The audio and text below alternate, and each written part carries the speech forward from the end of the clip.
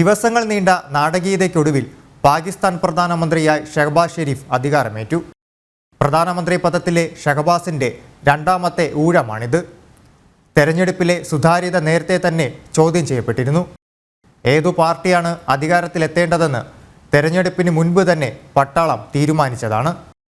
നവാസാണോ അദ്ദേഹത്തിൻ്റെ സഹോദരൻ ഷഹബാസാണോ പ്രധാനമന്ത്രി എന്ന കാര്യത്തിൽ മാത്രമേ തർക്കമുണ്ടായിരുന്നുള്ളൂ.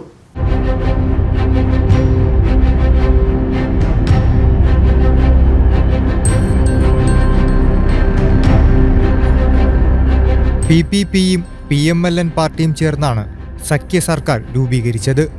4 ചെറുപാർട്ടികളുടെയും പിന്തുണ തേടിയിട്ടുണ്ട്. 2022 ഇമ്രാൻഖാനെ പ്രധാനമന്ത്രി സ്ഥാനത്തു നിന്ന് പുറത്താക്കി അധികാരത്തിലേറിയ സഖ്യത്തിൽ ഇരു പാർട്ടികളും ഉണ്ടായിരുന്നു. അന്ന് വിദേശകാര്യമന്ത്രിയായിരുന്നു PPP നേതാവ് ബിലാവൽ ഭൂട്ടോ സർദാരി. ഞായറാഴ്ച ചേർന്ന ദേശീയ അസംബ്ലിയിൽ 336-ൽ 201 പേർ ഷഹബാസ് ഷെരീഫിനെ പ്രധാനമന്ത്രിയായി അംഗീകരിച്ച് വോട്ട് ചെയ്തു. PTA സ്ഥാനാർത്ഥി ഒമർ അയൂബ് ഖാന് 92 വോട്ടുകളും. തെരഞ്ഞെടുപ്പിൽ കൃത്രിമം നടത്തിയെന്നാരോപിച്ച് PTA അംഗങ്ങൾ അസംബ്ലിയിൽ പ്രതിഷേധിച്ചു.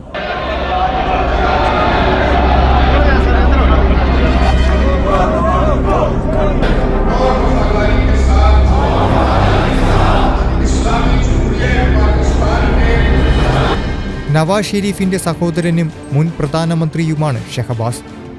ഷഹബാസിനെ പാകിസ്ഥാൻ പ്രധാനമന്ത്രിയായി തെരഞ്ഞെടുത്തെന്ന് സ്പീക്കർ അയാസ് സാദിഖ് അറിയിച്ചു. മിയാ മുഹമ്മദ് ഷഹബാസ് ഷെരീഫ് സാബ് ഹാസ് സെക്യൂർഡ് 201 വോട്ട്സ്.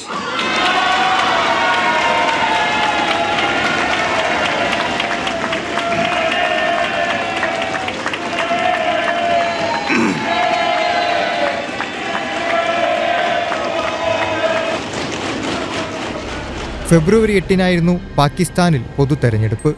മുൻ പ്രധാനമന്ത്രി ഇമ്രാൻഖാന്റെ പാർട്ടിക്ക് തെരഞ്ഞെടുപ്പ് ചിഹ്നം നിഷേധിച്ചുകൊണ്ടും ഇമ്രാനെ ജയിലിലാക്കിയും പട്ടാളവും നവാസ് പാർട്ടിയും ഒരു മുഴ മുന്നേ തെരഞ്ഞെടുപ്പ് ഗോതയിൽ ആധിപത്യം സ്ഥാപിച്ചിരുന്നു.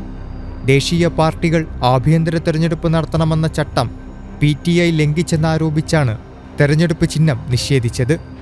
ഇത് PTIയുടെ സ്ഥിരം വോട്ട് ബാങ്കിൽ വലിയ ചോർച്ചയുണ്ടാക്കി.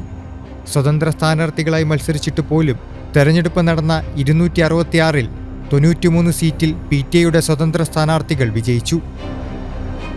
നവാസിന്റെ പാകിസ്ഥാൻ മുസ്ലിം ലീഗിന് 79 സീറ്റിലും ബിലാവൽ ഭൂട്ടോ സർദാരിയുടെ PP പാർട്ടി 54 സീറ്റുകളിലും ജയിച്ചു. ബിലാവൽ ഭൂട്ടോയെ പാകിസ്ഥാൻ പ്രസിഡന്റാക്കാനാണ് ധാരണ.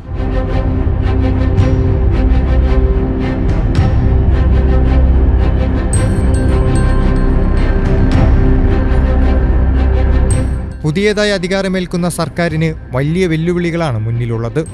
കൂപ്പുകുത്തിയ സമ്പദ്ഘടനയെ കരകയറ്റുക അത്ര എളുപ്പമല്ല.